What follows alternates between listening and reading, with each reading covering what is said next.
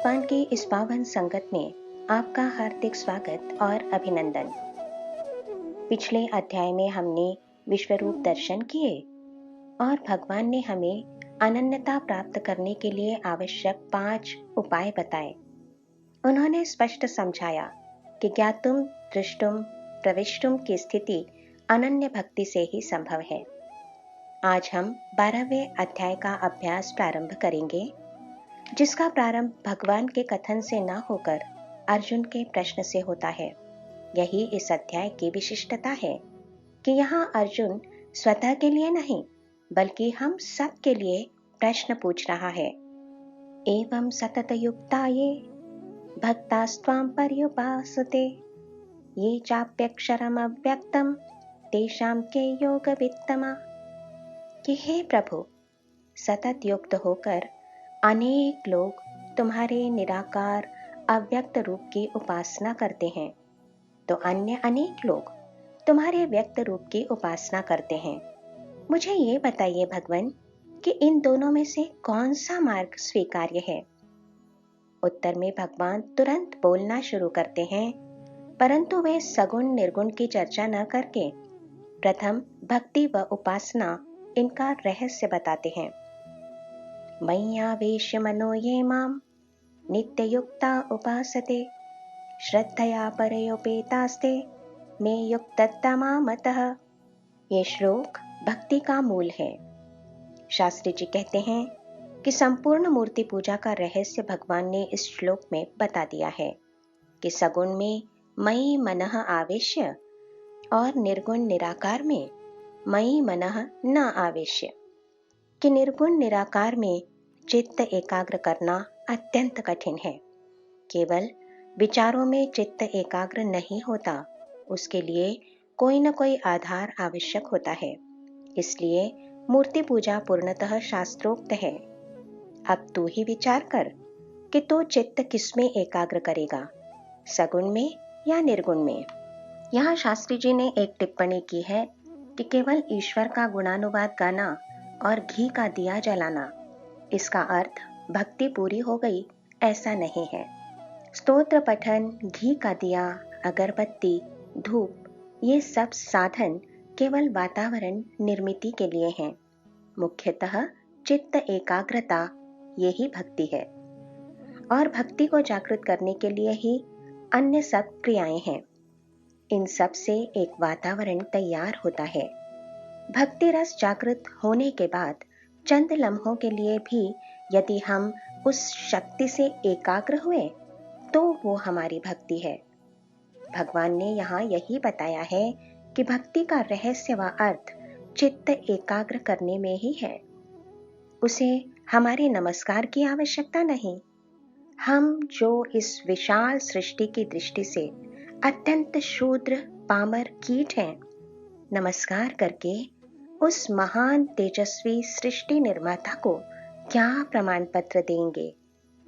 हमें अच्छी तरह से यह समझ लेना चाहिए कि भक्ति भगवान की खुशामद के लिए नहीं बल्कि हमारे अपने शुद्धिकरण के लिए होती है। और मय्यावेश्य मनो ये माम, ऐसा कहकर भगवान ने हमें भक्ति का रहस्य समझा दिया है कि क्षण भर के लिए ही क्यों न हो, पर रोज उस परमोच्च ईश्वरीय शक्ति में हमें अपने चित्त को एकाग्र करना चाहिए। ईश्वर में मन की ये एकाग्रता निश्चित रूप से जीवन के शुद्धिकरण के लिए मददगार होती है और ये उसके निर्गुण निराकार रूप की अपेक्षा सगुण साकार रूप में ही आसानी से स्थिर होती है। भगवान ने ये बात स्पष्ट रूप से कह दी है। भक्ति का अर्थ ही होता है उससे युज होना, जुड़ना, टू जॉइन। इसलिए भगवान ने प्रारंभ में ही बताया, मय्यावेश्य मनो ये माम, कि अपने मन को मुझ में स्थिर कर। यहाँ शास्त्री जी कहते हैं कि सामान्यतः हम यही गलती करते हैं। भक्ति के लिए आवश्यक वातावरण तो तैयार करते हैं, दिया आदि जलाकर कर्मकांड तो करते हैं, पर यही भक्ति है ऐसा मानकर यही रुक जाते हैं। भगवान में रममाण होते ही नहीं। इसलिए ही 50 वर्षों तक इस प्रकार की भक्ति करके भी हमारे मन पर इसका कोई परिणाम नहीं होता। इसलिए आग्रह केवल इतना है कि मूर्ति में मन एकाग्र हो और रोज हो, फिर चाहे सुख हो या दुख, गरीबी हो या अमीरी। नित्य युक्त, इसमें एक बहुत बड़ा भाव है, सिद्धांत है। इस बात को यहाँ शास्त्री जी ने एक व्यावहारिक उदाहरण देकर समझाया है कि एक पिता ने अपनी कन्या का विवाह एक धनी व्यावसायिक परिवार में किया, ये सोचकर कि मेरी बेटी सदा सुखी रहेगी। परंतु विवाह के कुछ समय पश्चात व्यवसाय में आकस्मिक घाटा हुआ और परिवार निर्धन हो गया। ऐसे कठिन समय में वो कन्या क्या अपना घर छोड़ के मैके अपनी काकी या मामी के पास रहने चली जाती है? नहीं, वो तो अपने पति के साथ ही रहती है।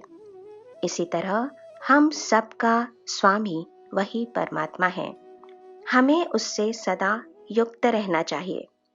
शास्त्री जी ने यहाँ खरी खरी बात कही है कि हम केवल मुख से कहते हैं, अन्यथा शरणम नास्ति त्वमेव शरणम मम, और उसी समय अपनी जेब में कुंडली भी रखते हैं।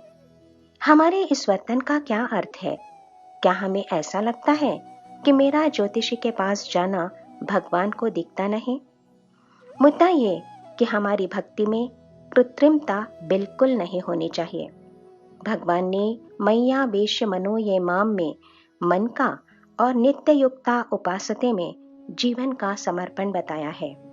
इस महत्वपूर्ण श्लोक में भगवान अपने भक्त को केवल यही बताना चाहते हैं कि कृत्रिमता न रखते हुए परम भाव श्रद्धा से अपने मन का और जीवन का समर्पण कर।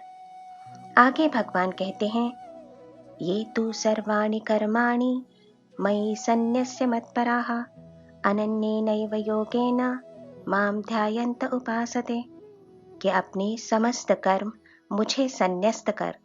यहाँ शास्त्री जी कहते हैं कि भगवान ने यहाँ ध्यायन्त और उपासते इन दो शब्दों का विशेष रूप से उल्लेख किया है, क्योंकि वे हमें समझाना चाहते हैं कि उपासना और भक्ति में फर्क है। धूप, दीप, प्रसाद आदि भक्ति के विशेष उद्देश्य के लिए साधन मात्र हैं। तेषामहं समुद्धर्ता मृत्यु संसार सागरात् भवामि न चिरात् पार्थ मय्यावेशित चेतसाम्। भगवान ने इस श्लोक में आश्वासन दिया है कि इस मृत्यु सागर से मैं तेरा उद्धार करूंगा।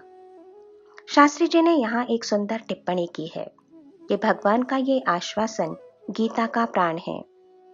लेकिन जिसने ये जगत निर्माण किया, वो शक्ति मानवीय आकार धारण कर प्रत्येक को ये आश्वासन देती है कि डरना नहीं, मैं तुम्हारे साथ हूँ। भगवान ने संसार को सागर क्यों कहा? यहाँ शास्त्री जी ने स्वयं प्रश्न कर स्वयं उत्तर दिया है कि जिस प्रकार सागर को अपने बाजुओं के बल पर पार नहीं किया जा सकता, उसी प्रकार ये संसार सागर भी स्वबुद्धि व स्वशक्ति से पार नहीं हो सकता। इसके लिए भक्ति की नौका का सहारा लेना ही पड़ता है।